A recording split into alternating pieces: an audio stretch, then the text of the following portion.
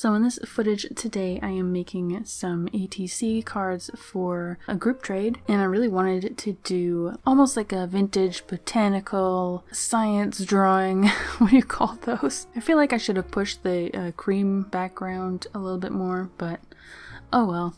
So here I am making another video of whatever I want and trying to have a good time and feeling a little naive for not, chasing the algorithm, pouring through the analytics because I don't quite understand them all or even what to do with the information.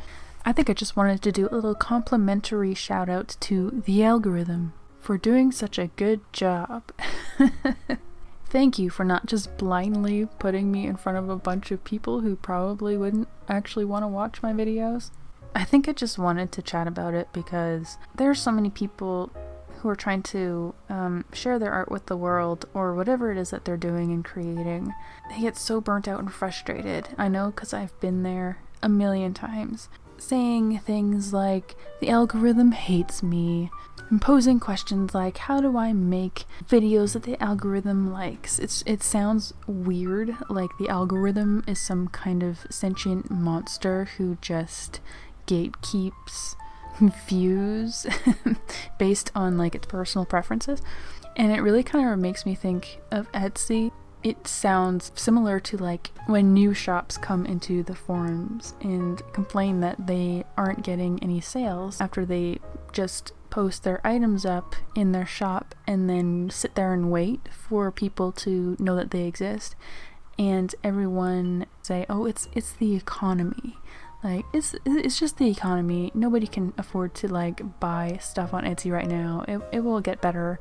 It's not the economy.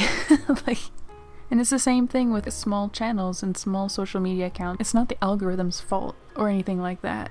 And I don't think that I would go so far in the other direction and say that it's our fault that we can't get our stuff out there, because that really goes into an if you build it they will come territory. And please challenge me if I am completely wrong about this, but I'm under the impression that the algorithm is not meant to help or harm the creator. It's just meant to help the viewer. It is tailored to each individual viewer, not the creator. Say I like to watch Minecraft videos from funny channels. The video that I watched would have had thousands of views on it already, probably millions. And since Google is tracking everything that I'm doing, it knows exactly which videos that I've watched the whole way through, which ones I engage positively with, and it can compare my experience on the platform with every other viewer out there. So if my tastes are very similar to Joe Blow over here, the algorithm's gonna know that the videos that Joe Blow watches and enjoys are videos that I'm likely going to watch and enjoy, and so that video that Joe Blow watches is going to be recommended to me to watch as well. But then you have a channel like mine. My video has maybe 200 views tops. That really doesn't give the algorithm very much data to decide whether or not my video is what it is, if it's good, if somebody's gonna like it. So it's probably not gonna recommend it to anybody new because it can't know yet who is gonna like watching it. And that doesn't really say much about the quality of my videos or my value as a person. Like, people don't put human faces and text into their thumbnails because the algorithm likes human faces and thumbnails. It's because people are actively clicking more on thumbnails with faces and text in them. But when everyone keeps talking about it like it's a sentient gateway monster, it seems to encourage creators to abandon what they like to do and just try to chase what they think this gatekeeping monster is gonna like. It's got creators starting every video by screaming in your face and putting whooshing noises every time there's a scene change, and bloopy bloops and bright arrows and really obnoxious stuff that I'm just really not into. And maybe that works, but everyone's doing it.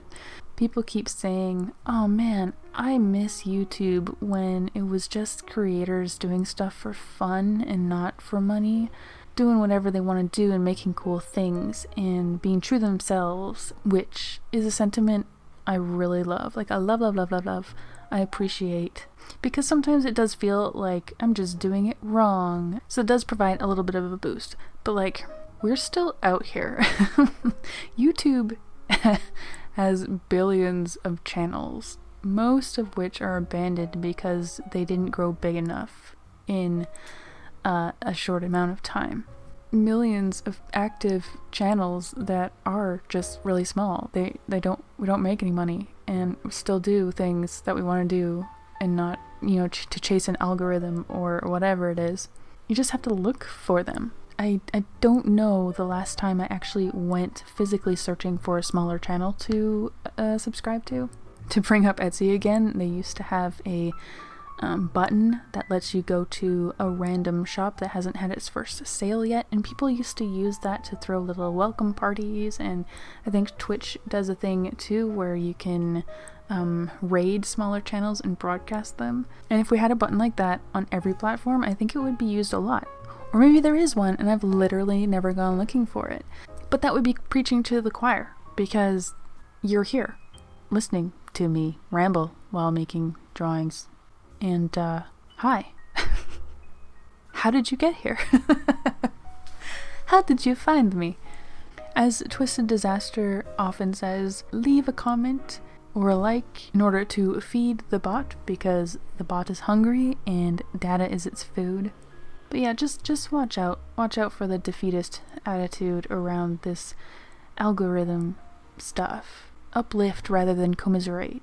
And change what you can rather than letting the stuff you can't control dictate what you do with your channel and your art or your social media account or your career or whatever it is that you're doing. And any other number of uplifting things that I struggle to accept for myself. But anyway, thanks for hanging out with me. And join some artist trading groups because it's fun.